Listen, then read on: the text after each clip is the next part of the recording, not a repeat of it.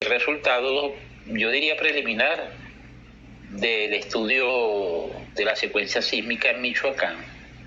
Arturo desde Houston, Texas, Arturo Botello. Y quisiera fijar conclusiones con ustedes, o sea, discutirlo, pues es muy importante. Me voy a anticipar un poco a las conclusiones que yo tomé, pero me gustaría que ustedes las oyesen por ustedes mismos, ¿ok?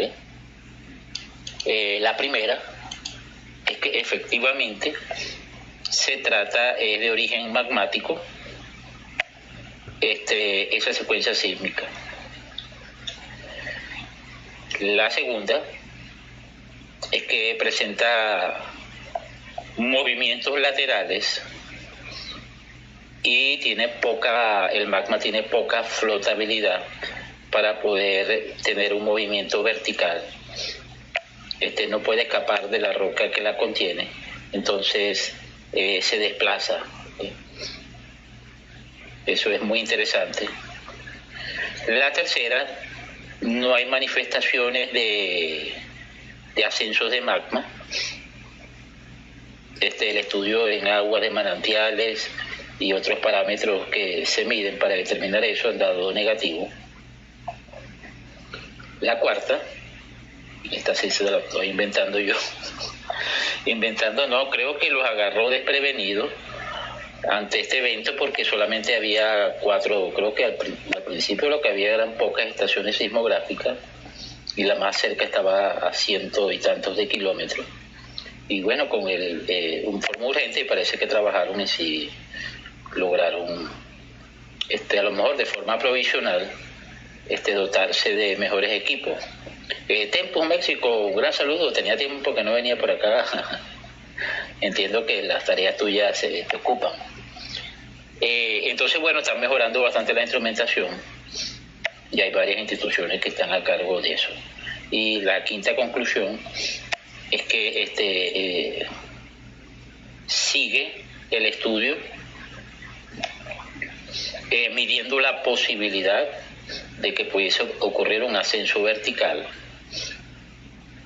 Es muy importante porque el último ascenso vertical en la zona fue en 1943 con el nacimiento del volcán Paricutín, y en estas condiciones actuales de alta densidad demográfica es obvio que el impacto sería muchísimo mayor, muchísimo. Entonces esa es otra de las conclusiones importantes. Se pueden sacar otras más a lo mejor, pero bueno, lo dejo para que ustedes mismos lo vean previo esto al reporte, ¿ok?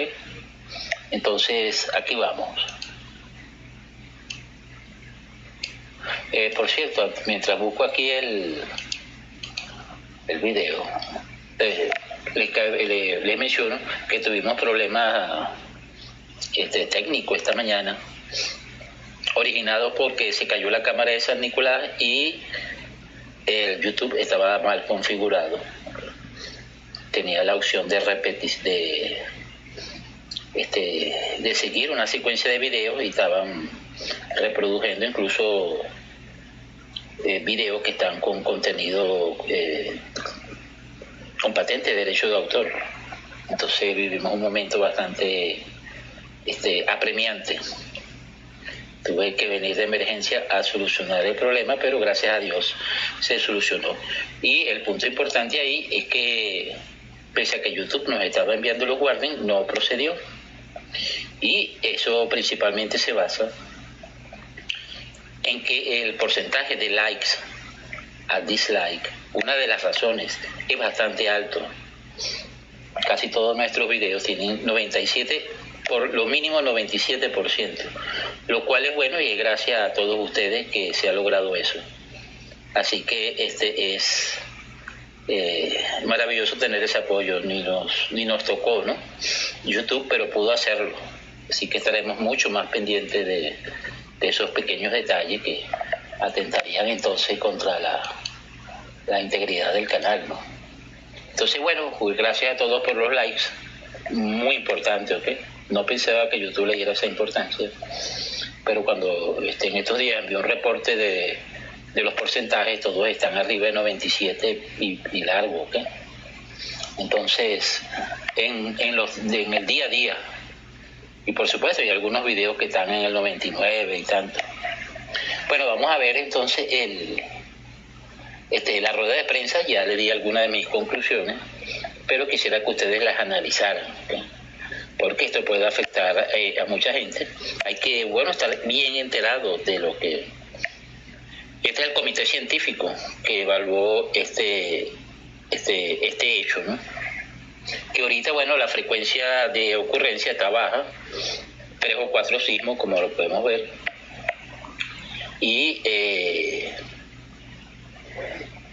pero todo lo que se habla en términos de volcánicas, sismicidad, etcétera, son cosas que no se pueden afirmar al 100% nunca. Siempre se habla de posibles escenarios, mayores probabilidades, ¿okay? Algo importante que se me olvidó es que por lo menos las probabilidades de un sismo mayor, en la opinión de los expertos, es poco probable, ¿okay? Porque se trata justamente de la fuente que está originando esos movimientos es de tipo magmático y se está desplazando lateralmente entonces, ¿okay? Hay presión, que está ejerciendo presión, pero no puede salir por arriba.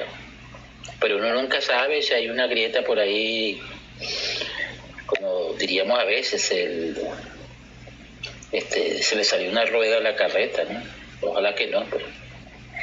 Entonces, muy pendiente con esto, muy interesante, gracias a Tenchi que la puso en vivo y la estoy retransmitiendo directamente de su canal. Invito a que la vean varias veces, ¿okay? Prestándole mucha atención, ¿okay? Así que aquí vamos. ¿Por qué está temblando en Michoacán? Para ello, esta mañana nos acompañan el doctor Hugo Delgado. Una breve pausa, hay un par de interrupciones. Y el canal de la UNAM, creo que es o donde están, en la universidad donde están, se ligó con lo del sistema de video, pero es muy cortico, ¿ok? La falla, ¿no? ¿Okay? Así que no piensan que es que alguien está saboteando la rueda de prensa o algo parecido.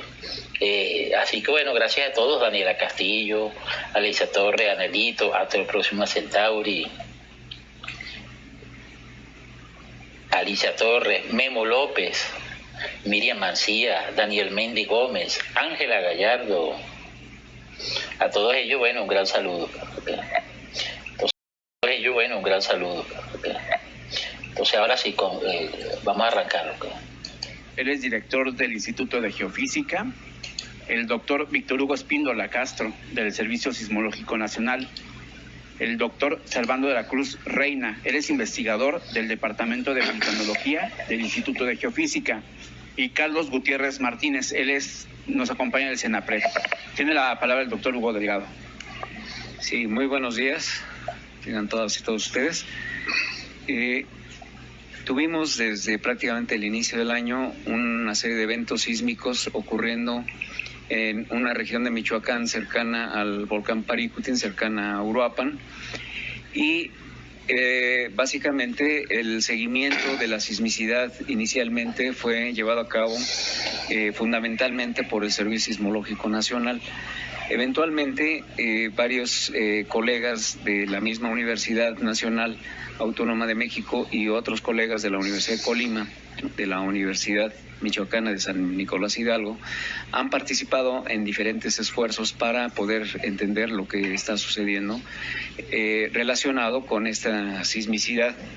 Para ello se han logrado integrar trabajos que tienen que ver con la misma sismicidad y para poder descartar la posibilidad de que sea un evento de carácter tectónico, es decir, que esté relacionado con el rompimiento de fracturas y fallas dentro de la corteza con respecto a un evento de carácter magmático. Se han llevado a cabo diferentes trabajos y estudios a lo largo de estos días, de estos 2 meses, con instalación de magnetómetros midiendo dióxido de carbono difuso en suelos, radón, muestreo de aguas, viendo la deformación a través de diferentes métodos y toda esta información ha implicado el trabajo conjunto de alrededor de unos 50 investigadores y técnicos académicos de estas tres instituciones que mencioné para poder ilustrar todo lo que o parte de lo que se ha hecho y llegar a una conclusión. Yo le pediría al doctor Víctor Hugo Espíndola, que es el responsable de análisis del Servicio Sismológico Nacional, que exponga lo que tiene que ver con este encambre sísmico, por favor. Sí, gracias. Muy buenos días a todos y bienvenidos. Miren, aquí podemos ver en la pantalla el encambre de Michoacán. Inició los primeros eventos sísmicos, iniciaron el 5 de enero y lo que les voy a presentar aquí es la actividad del 5 de enero al 25 de febrero, que se han reportado 3.287 sismos con magnitudes entre 2.6 y 4.1 y se han registrado un total de más de 5.000 en total como registros sísmicos. Esto y nada más se han localizado 3.287 con buena precisión. Sin embargo, eso no quiere decir que esa actividad nada más se limite a estos 5.084, sino que continuamente o durante un periodo se estuvieron registrando gran actividad sísmica que no se guardó como aparte. O sea, aparte de esos 5.084, yo diría que hubo otros cientos de sismos muy pequeñitos de magnitudes menores de 1. Entonces, bueno, aquí vemos el área de la que estamos hablando, la región de Uruapan, de Tancítaro, y esos son los epicentros que se lograron localizar. Inicialmente se utilizó únicamente la red del servicio sismológico, que son estaciones más bien lejanas de esa región, y con alguna estación del Instituto de Ingeniería, también básicamente una estación que se llama Urúa, que está ahí en la página del instituto, en criterios de evaluación para técnicos académicos, está tabla, el formato, creo que hay que apagar cómo se llena. Para que tú se está mezclando el el audio. reglamento. Yo pensé que me preguntaban a mí. En campo, en Es que luego se mete en la frecuencia del micrófono del otro auditorio. De hecho, creí que era yo quien estaba hablando. Pero bueno, ok. Entonces, yo lleno mi tab. Inicialmente se utilizaron nada más estaciones. Posteriormente, y viendo la continuidad de esa actividad, pues los compañeros de geociencias instalaron unos sensores ahí, básicamente con 4 estaciones se lograron la detección con mayor precisión. Entonces, bueno, toda esa información está sacando de quicio al doctor. La siguiente me dijeron que aquí. Ok, ahí está. Entonces, bueno, esa es la región. Si lo vemos con un poquito con otra amplificación, puede ser la región, ¿verdad? Entonces son el intercambio de datos con la red de la Universidad de Colima, que nos ha servido mucho, el Instituto de Ingeniería, y últimamente la de Geociencias, y también con una estación que pusieron los colegas del CENAPRED, que nos ha ayudado, básicamente, como no están en tiempo real, nos ayuda a una relocalización y para posteriores estudios. Aquí, ok, son 8 estaciones temporales en la zona y esa es la región de estudio. Aquí lo que quiero comentar es que básicamente sin estos acelerómetros, pues esta ubicación con mayor precisión, viendo la necesidad de que la información, principalmente en cuanto a profundidad, tuviera muy buena precisión, pues se instalaron estos instrumentos, ¿verdad?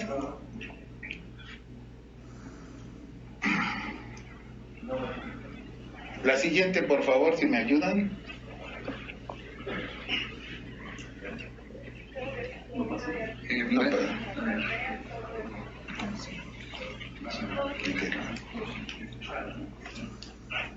Si me ayudan con la siguiente imagen, por favor. Miguel, ¿pueden pasar la siguiente imagen, por favor? Gracias. Miren, esa es la evolución temporal de la sismicidad desde que inició por ahí del 5 de enero. Entonces, básicamente, la mayor densidad de ocurrencia de sismos fue a principios del mes de febrero y fueron cerca de 400 sismos que se localizaron, o sea, que obtuvimos los datos, aunque algunos no se pudieron localizar. Actualmente todavía tenemos cierta actividad ahí, entre 2 o 3 sismos localizables diariamente, y aunque esa actividad se está viendo que está bajando significativamente. El día de mayor sismicidad fue el 4 de febrero, que es ahí donde lo vemos en el punto 6.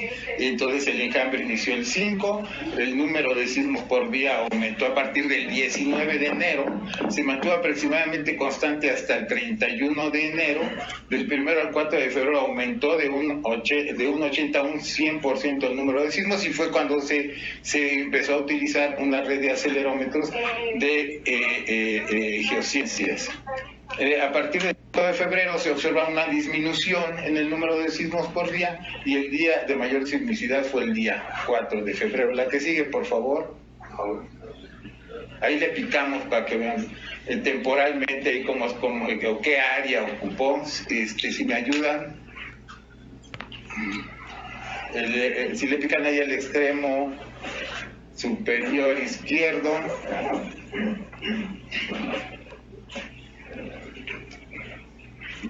Miguel, ¿pueden oprimir en donde está el escudo? Ahí.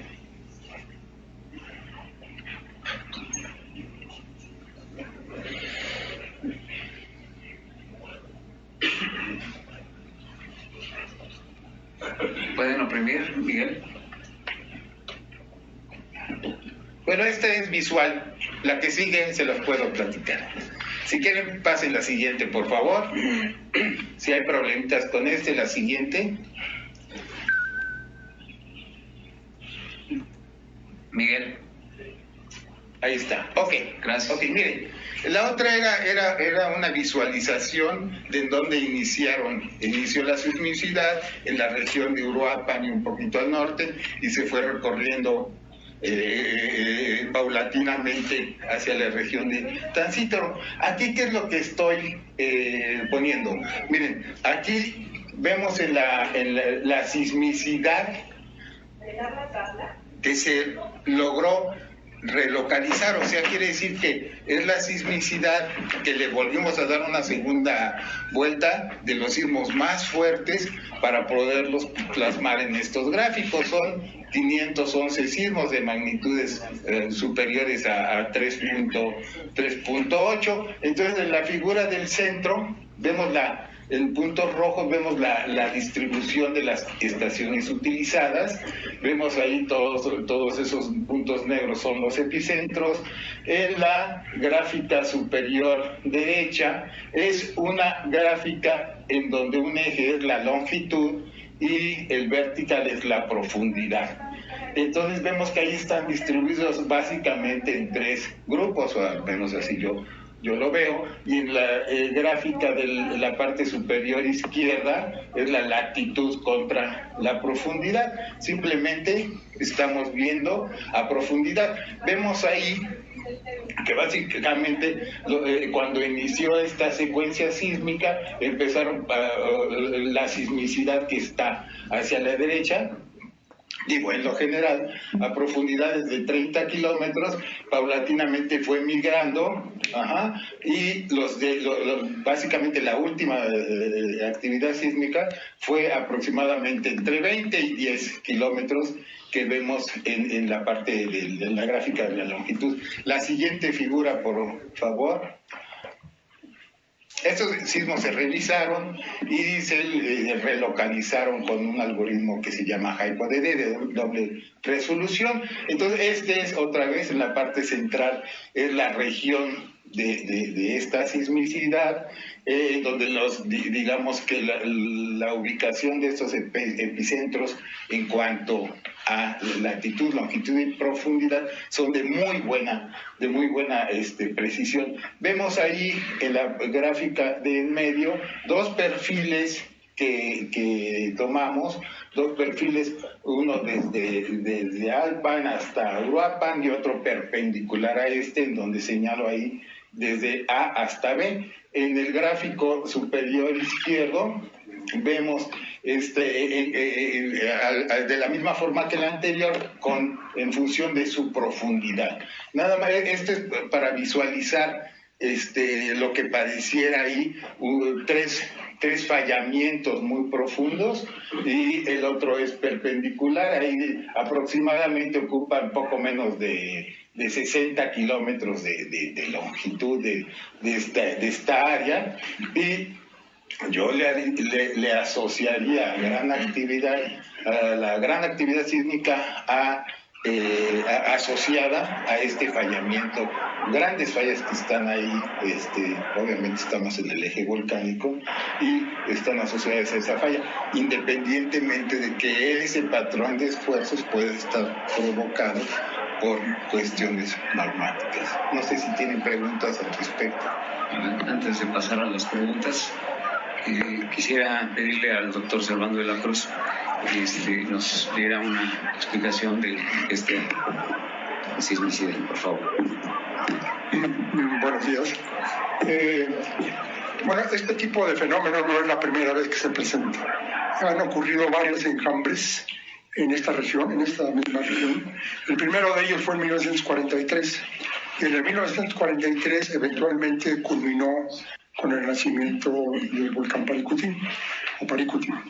Pero posteriormente ha habido al menos tres enjambres similares más en mediados finales de los 90, y el más reciente en el año 2006, con características similares al actual. En esos casos, en esos tres últimos casos, no hubo llegada del magma hacia la superficie. ¿Y por qué digo llegada del magma hacia la superficie? Bueno, porque hay algunas características de la distribución de la sismicidad, que es la distribución de la forma como se reparten los sismos grandes respecto a los sismos pequeños. Si ustedes vieron las estadísticas que presentó el doctor Espíndola, se darán cuenta de que no hay realmente sismos muy grandes. La magnitud mayor es 4.1 y hay una gran abundancia de sismos muy pequeños. Generalmente, cuando el origen de los sismos es tectónico, o sea, puros esfuerzos regionales, esa relación de sismos grandes a sismos pequeños cambia mucho. La proporción de sismos grandes es relativamente más importante que cuando es de origen magmático. Cuando es de origen magmático, la proporción de sismos pequeños se hace mucho mayor. Eso es lo que en sismología y sismología volcánica se llama el valor B de la distribución de Gutenberg-Richter en el caso de los sismos. Entonces, aquí los valores de ese parámetro B son muy altos. Que son característicos de una actividad que pudiera tener un origen magmático. Entonces, la pregunta que surge aquí es la siguiente. Bueno, sabemos que los sismos son producidos por un rompimiento de la corteza, como lo dijo el doctor, y que ese rompimiento de la corteza viene de un esfuerzo y que puede reactivar fracturas ya existentes o puede abrir nuevas fracturas. Segundo, lo que se ve es que el fracturamiento que se ha desarrollado es pequeño, en el sentido de que no hay sismos grandes. Entonces, la mayor parte de ese gran número de fracturas son pequeñas. Todo esto sugiere que la fuente del esfuerzo es un movimiento de magma, pero a profundidad. Es a una profundidad considerable, que muy probablemente excede los 10 kilómetros y aún más. Esto no es raro, esto es muy común en las zonas volcánicas, es muy común en el eje volcánico mexicano y en otros lugares del mundo. Y esto significa que el magma que posiblemente esté produciendo el esfuerzo que está reactivando estas pequeñas fracturas, bueno, digo pequeñas comparadas con las que hay en la costa, estas fracturas puede tener origen en el desplazamiento de un magma a esa profundidad. Ahora, ¿por qué no pensamos que en este caso, como ocurrió en 2006 y como ocurrió en las finales del 90, no culmine esta actividad con el nacimiento de un volcán, como sí ocurrió en 1943? Bueno, la razón principal es que, primero, la profundidad de los sismos se mantiene baja. Segundo, la mayor parte del desplazamiento es horizontal. Esta permite modelar la causa de este fenómeno como la formación de un proceso volcánico muy común en todo el mundo que se llama un SIL, es la palabra técnica, SILL. Y esto quiere decir que el magma, que hay una cantidad importante de magma en toda la región normal, normalmente está estancado a gran profundidad, no se mueve, está allí. Eventualmente, algunos paquetes de ese magma buscan caminos para ascender o para meterse, intruir en la corteza. Eso es lo que produce esta sismicidad. Estos caminos pueden ser verticales o pueden ser inclinados o pueden ser horizontales. Si el camino es vertical, como ocurrió en 1943, ese magma eventualmente puede llegar hasta la superficie y hacer canas con volcán. Pero la mayor parte de las veces el magma en cuestión no tiene lo que llamamos suficiente flotabilidad. ¿Qué significa eso? Que para que el magma ascienda hasta la superficie tiene que tener una densidad menor que la roca que lo encajona. Es como si pusiéramos una gota de aceite en el fondo de un vaso de agua. Entonces el aceite tiene gran flotabilidad y va a subir hasta la superficie. Pero si en lugar de poner aceite ponemos mercurio en el fondo del agua, ahí se queda, o si lo movemos se desplazará horizontalmente. Y esto es lo que está pasando. El magma tiene la flotabilidad necesaria para llegar como hasta unos 10, 15 kilómetros de profundidad, y de ahí ha preferido moverse horizontalmente, y el desplazamiento que tenía que hacer ya lo hizo. Por eso está decayendo la actividad, y eventualmente, como ocurrió en 2006 y como ocurrió en 97, esa actividad desaparecerá, la actividad sísmica. Pero el campo volcánico de Michoacán, Guanajuato, y el campo volcánico que tenemos aquí al sur de la Ciudad de México, de Chichinauhtzin, pues tiene numerosos volcanes similares al Paricutín. Aquí atrás hay más de 220 volcanes. Estamos nosotros en este momento asentados en el flujo de lava que se generó en una erupción que ocurrió en este milenio, mejor dicho, en el milenio pasado. Pero de todas maneras, es una actividad normal, por eso tenemos 220 volcanes que han ocurrido en los últimos 50.000 años. Y en el caso de Michoacán, Guanajuato, hay más de 1.000 volcanes, hay 1.400 conos volcánicos que se han formado a lo largo del tiempo geológico. Los últimos que han sido en tiempo histórico fue el volcán Jurullo en 1759 y luego el volcán Paricutín en 1943. Entonces, por eso se le prestó mucha atención, porque había que precisar si ese magma tenía la capacidad de ascender y formar un nuevo volcán o no lo era, y correspondía al escenario más frecuente, más común, de un desplazamiento horizontal de magma. Y parece, hasta el momento, toda la evidencia indica que es en esa dirección. Un desplazamiento horizontal y un magma sin flotabilidad como para llegar hasta la superficie. Gracias. Bien, muchas gracias. Perdón. Lo que se mencionaba al inicio es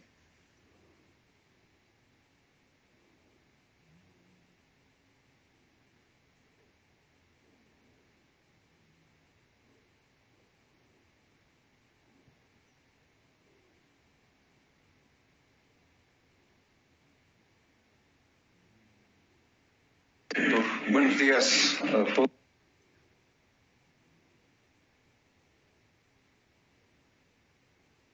todas y todos. Efectivamente, desde que se comenzó a registrar esta actividad en los primeros días de enero, como siempre ha ocurrido, tenemos una comunicación permanente y una coordinación permanente con el Instituto de Geofísica para valorar, para diagnosticar y para tomar las acciones necesarias.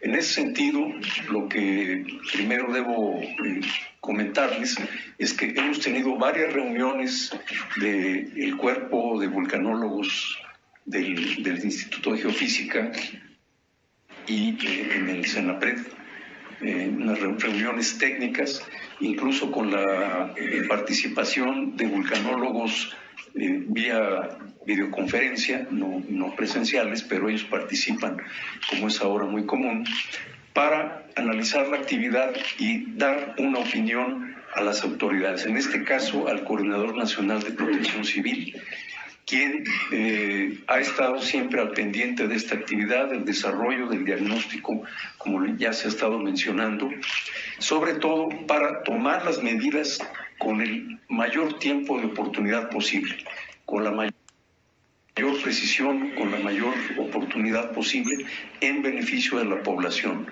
Cuidamos mucho el ser preventivos, el actuar a tiempo, también cuidamos no sobrereaccionar, no desplazar a la población cuando no es necesario.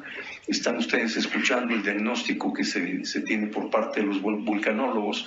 En ese sentido, no ha habido necesidad, afortunadamente, de interrumpir actividades agrícolas y de otro tipo en la región. Sí se tenía ya contemplado, no solamente por parte del CENAPRED, sino de las otras direcciones generales de la Coordinación Nacional de Protección Civil, que son la Dirección General de Protección Civil, la Dirección General de Gestión de Riesgos y la Dirección de Vinculación, Innovación y Normatividad. Todo ello para tomar, insisto, las acciones adecuadas en el tiempo adecuado. Hemos visto que se nos ha explicado que no se está desarrollando una actividad que tenga una manifestación superficial. No obstante, el CENAPRED va a seguir colaborando con la atención de la estación que nosotros adicionamos a esta red local, la colecta de agua en los manantiales cercanos, con los que los análisis en nuestro laboratorio confirman lo que también el Instituto de Geofísica en su momento obtuvo como resultados de ese análisis de aguas de manantiales. No hay indicadores de que este magma se esté acercando a la superficie y, por supuesto, tomamos en cuenta todos esos antecedentes de actividad en esa zona. El campo monogenético Michoacán-Guanajuato, que se ha estado comentando aquí, está contemplado precisamente en todos los escenarios de riesgo posibles por fenómenos volcánicos. Desde hace años tenemos un análisis de este tipo. Es una de las zonas. En otros casos es un solo volcán el que, digamos, significa o representa un cierto nivel de peligro. En este caso no es un solo volcán, es una actividad distribuida en una...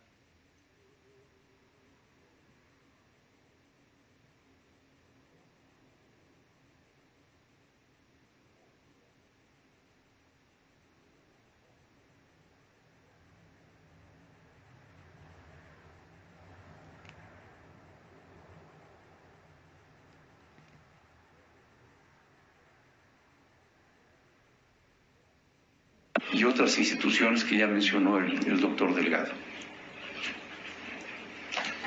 Muchas gracias. Si gustan. Sí, tengo Edgar Mendoza de la Octava. Gracias. Buenos días, señores doctores.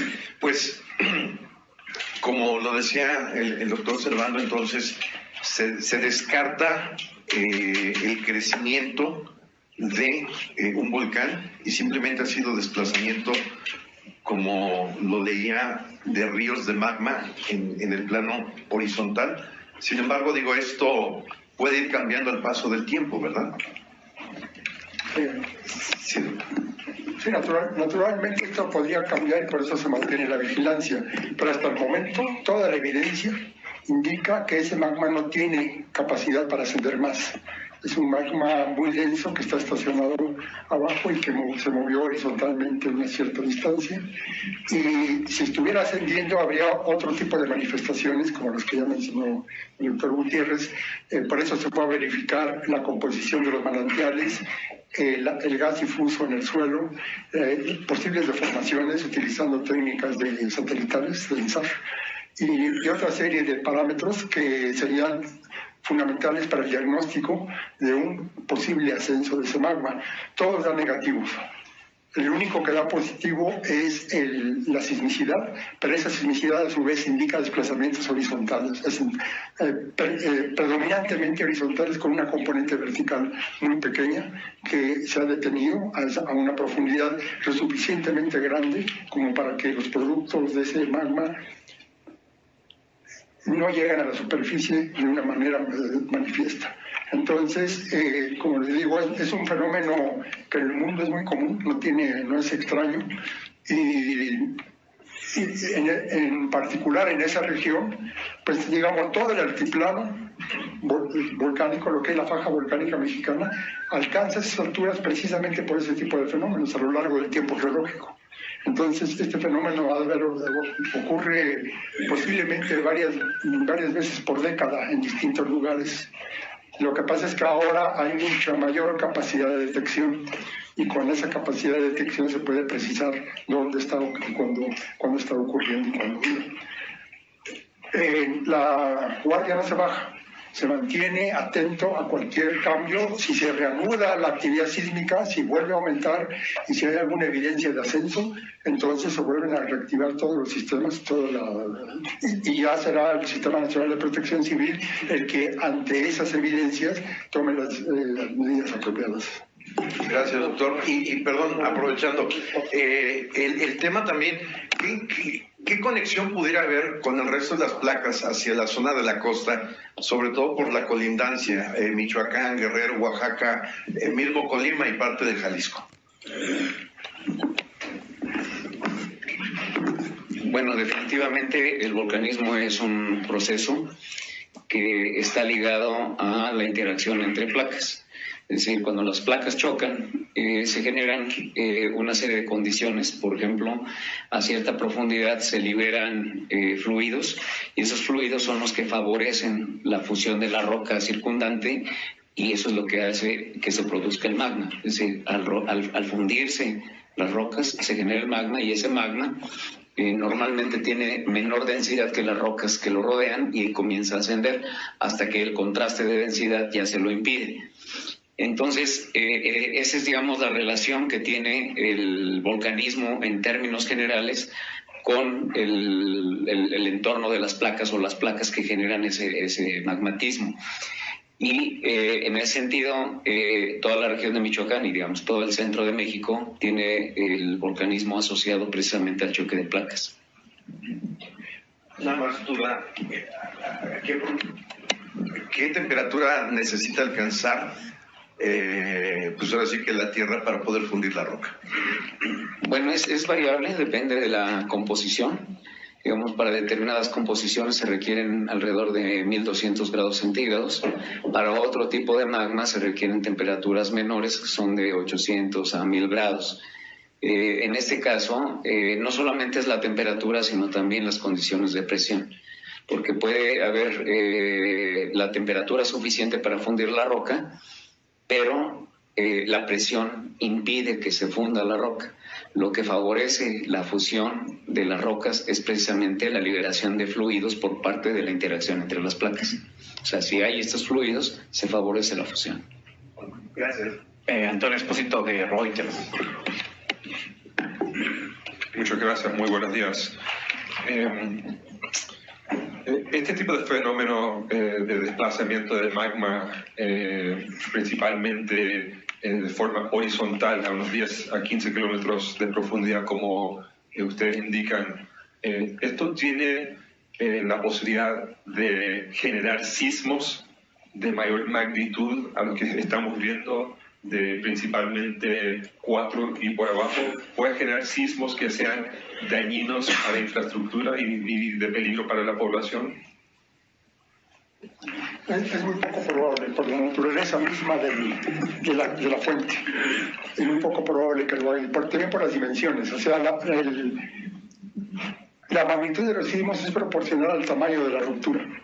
Por ejemplo, si hablamos de los grandes sismos de la costa, el sismo del 1985, por ejemplo, tuvo más de 200-300 kilómetros de largo, la ruptura.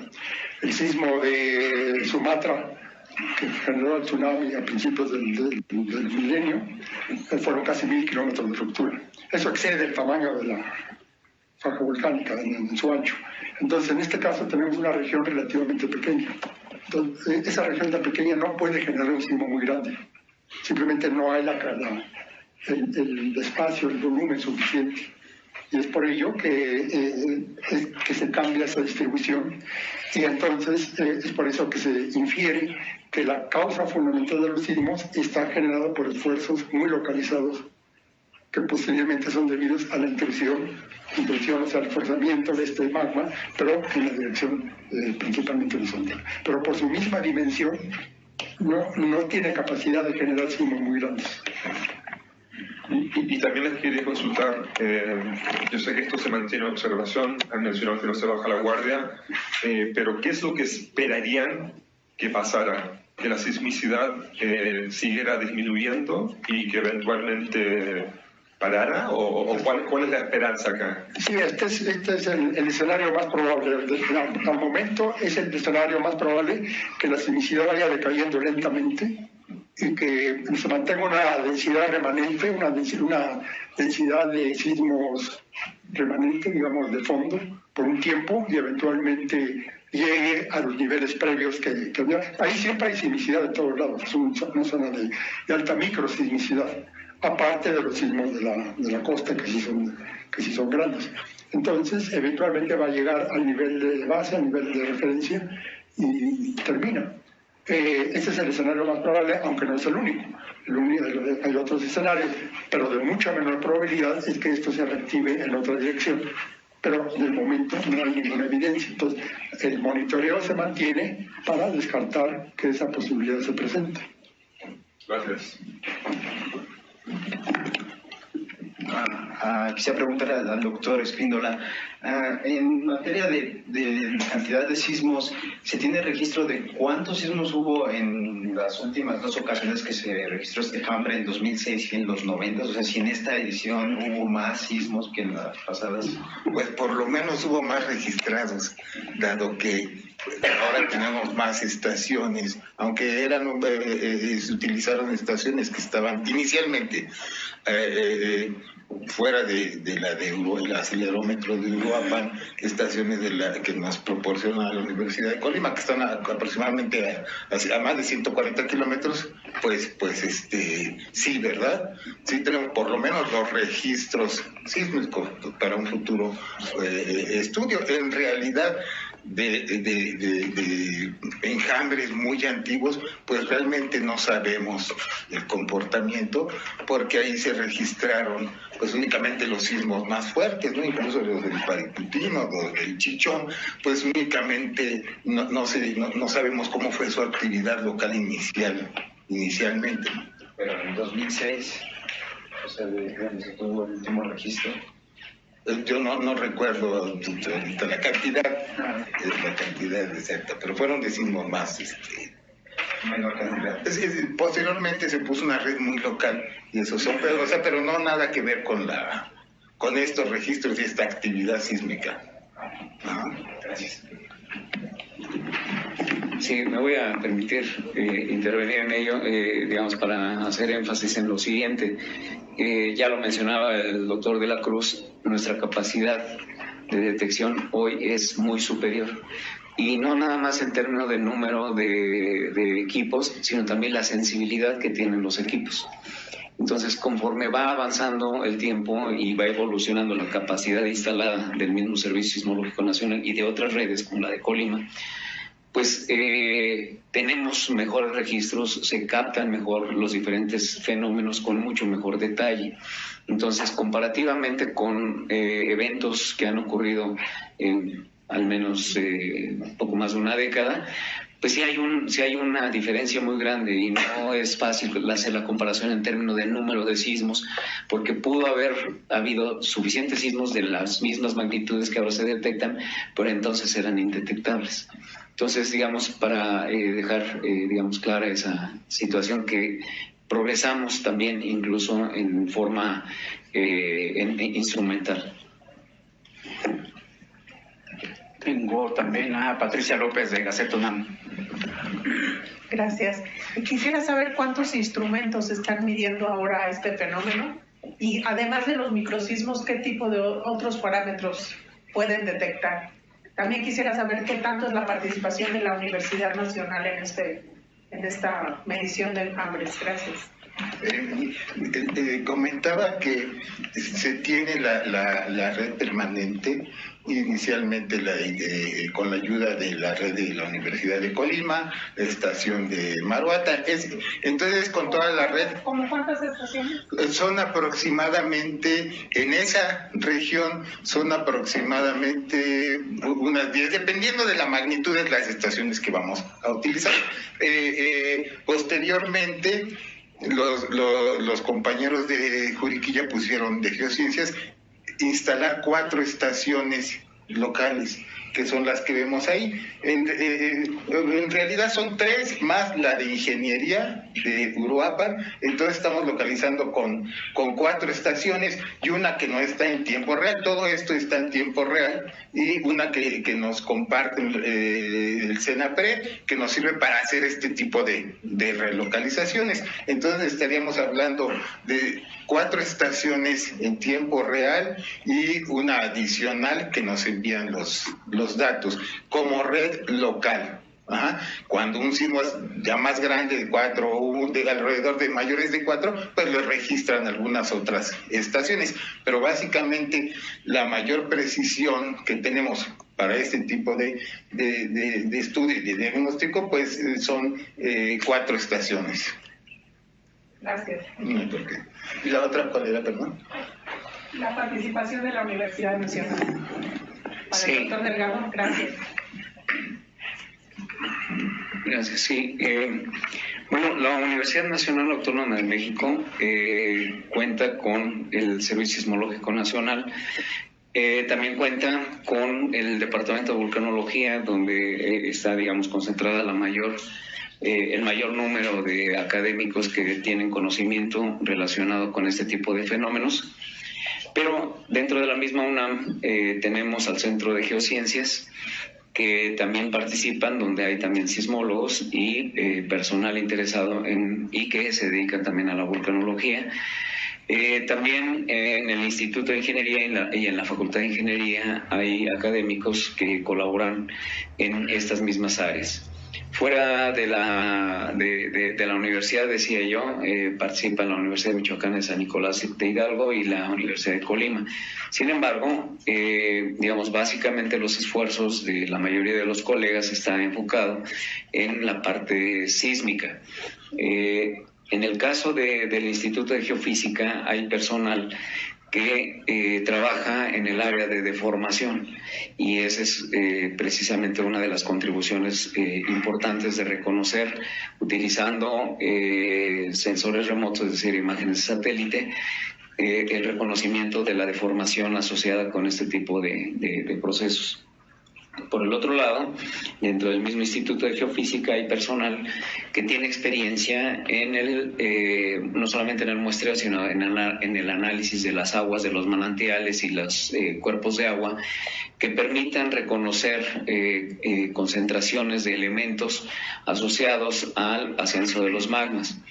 Ya lo mencionaba el doctor de la Cruz, los análisis que se han hecho hasta el momento no indican la presencia somera de cuerpos magmáticos, porque inmediatamente afectarían las concentraciones de ciertos elementos en las aguas de manantiales, y esto pues no se ha detectado.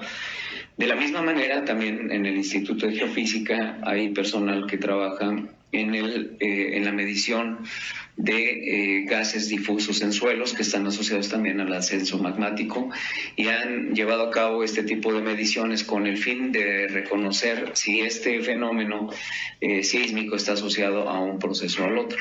Entonces, digamos que el personal del Instituto de Geofísica, la Universidad Nacional Autónoma de México en su totalidad, pues es quien ha venido trabajando el mayor número de temas relacionados con ello. Y también se me olvidó el tema de los magnetómetros para hacer este tipo de reconocimientos, y en función de ello es que se tiene esta situación, pero estamos conscientes de que hay algunos aspectos en los que es muy importante la colaboración con otros colegas de otras universidades, por muchísimas razones, pero lo mejor siempre es sumar para poder tener los mejores resultados y entender mejor los diferentes aspectos. Y evidentemente también pues personal del Centro Nacional de Prevención de Desastres, que también han instalado una estación y también han llevado a cabo muestreos en manantiales. Entonces, todo este esfuerzo conjunto en el que de alguna forma la coordinación principal desde el punto de vista académico recae en el Instituto de Geofísica de la UNAM, requiere también de otros puntos de vista, y esa es la razón por la que en conjunto con el Centro Nacional de Prevención de Desastres y con los colegas de otras universidades se analiza toda la información para tener el mejor diagnóstico posible. Gracias. Tenemos a Ida Quintanar de Notimex. Hola, buenos días. Quiero preguntar si estos sismos han tenido alguna repercusión en la región, o sea, si la población si la gente que vive en esas zonas ha presentado algunas situaciones. Sí, es una buena pregunta. La gran mayoría de los sismos, principalmente debido a su magnitud, que ya se explicó es relativamente reducida, no han sido percibidos por la población. Muy pocas referencias a través de los reportes del CENACOM, de la Coordinación de Protección Civil, Centro Nacional de Comunicaciones, indican que han sido esporádicamente sentidos. Y esto es una buena noticia en términos de que no hay afectaciones a la vivienda. Esa es una cuestión que nos preocupa siempre, el que no haya daño en la vivienda, y en ese sentido ya teníamos previsto el diseminar material para que la población con vivienda precaria haga el refuerzo con poco dinero y en poco tiempo de su vivienda, y evitar que haya un daño mayor. Son todas las preguntas. No, perdona. Una más, Edgar Mendoza. Gracias. Oiga, pues ahora sí que a todo el panel, ¿no? ¿Habría alguna relación de la actividad solar en función de la sismicidad, en este caso en la Tierra? Ya ve que por ahí, de repente se ha hablado de eso. Digo, científicamente ustedes a nivel terrenal, bueno, pues están trabajando en eso, pero no sé si puede haber algún tipo de relación por explosiones, por magnetismo, cosas por el estilo.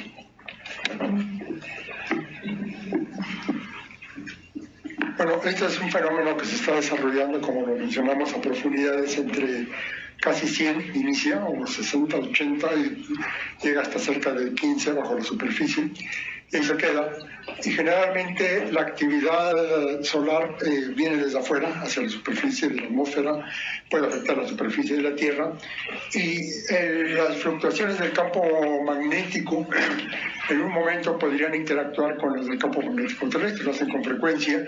Una consecuencia, por ejemplo, son las auroras boreales, es la interacción de estos dos campos magnéticos, pero rara vez llegan a interactuar de una forma marcada en este tipo de fenómenos de origen sísmico o de origen volcánico.